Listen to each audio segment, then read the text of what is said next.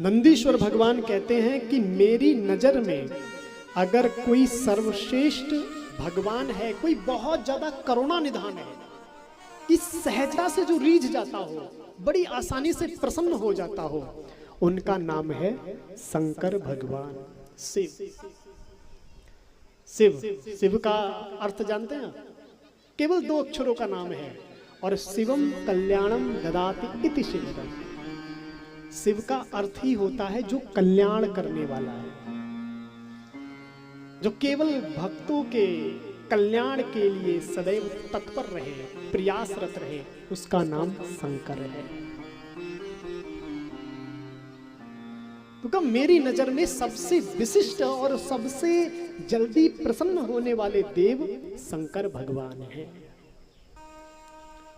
तो प्रश्न किया कि शंकर भगवान अगर ऐसे देव हैं जो बड़ी सहजता से प्रसन्न हो जाएं, तो ये बताइए उनको प्रसन्न कैसे किया जाए, उनको मनाया कैसे जाए?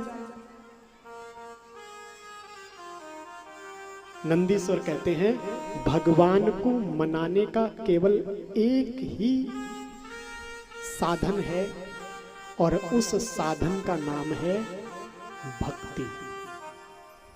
प्रत्येक शास्त्र ने, प्रत्येक पुराण ने भक्ति की महिमा का बखान मुक्त कंठ होकर के किया है। लेकिन भैया ये भक्ति कोई साधारण नहीं है, भक्ति बहुत विशिष्ट चीज है, इतनी विशिष्ट चीज कि परमात्मा को हृदय में बिठा देती है।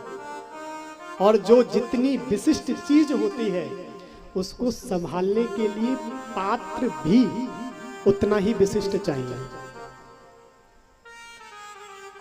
शेरनी का दूध होता है ना, शेरनी का दूध हर किसी पात्र में नहीं टिकता है। शेरनी का दूध स्वर्ण के पात्र में ही टिकता है। अगर किसी और पात्र में आप उसे धारण कर लो तो वह उस पात्र को फाड़ करके बाहर निकल जाता है। ऐसे ही ये भक्ति शेरनी का दूध है, इसे टिकाने के लिए पात्र भी विशिष्ट चाहिए, और वो पात्र है भक्त का हृदय। तो क्या भक्ति के माध्यम से भगवान को प्राप्त किया जा सकता है? फिर प्रश्न आया, तो वो भक्ति हृदय में कैसे आए, भक्ति हृदय में कैसे बैठे? तो क्या वो भक्ति केवल, भक्ति को हृदय में बिठाने के लिए केवल 3 रास्ते हैं।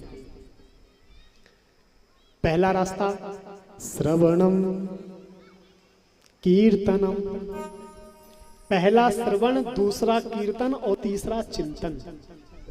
इन 3 रास्तों से ही भक्ति हृदय में बैठ सकती है। पहला श्रवण, जो आप लोग यहां बैठ करके श्रवण कर रहे हो, ये भगवान को हृदय में बिठाने का पहला साधन है। और ये पहला साधन जरूर है, सबसे विशिष्ट भी है। सभी साधनों में सबसे विशिष्ट साधन कोई है तो वो श्रवण भक्ति है।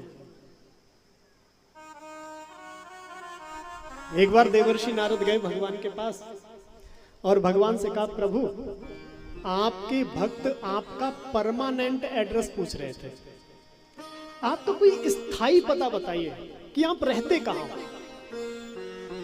तो भगवान कहते हैं, अच्छा लिखो, मैं आपको नोट कराता हूं कि मेरा परमानेंट एड्रेस क्या है। तो भगवान स्वयं अपनी वाणी में कहते हैं, नाहं बसामि बैकुंठे योगिनां हृदयेन च मद्भक्ता यत्र गायन्ति तत्र तिष्ठामि नारदा।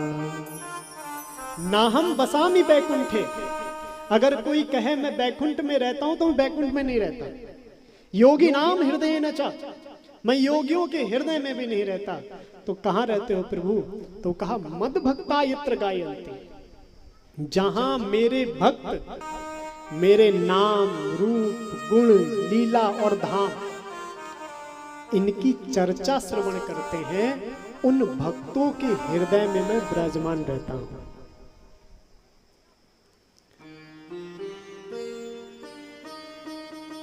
तो ये कथा सत्संग क्या है? बोले कथा सत्संग सबसे पहली दान पहचान अगर भगवान से कहीं होनी है तो इन कथा सत्संगों में ही होनी है। इन कथाओं में ही भगवान से जान पहचान हो सकती है। परमात्मा से मिलने का ये साधन है।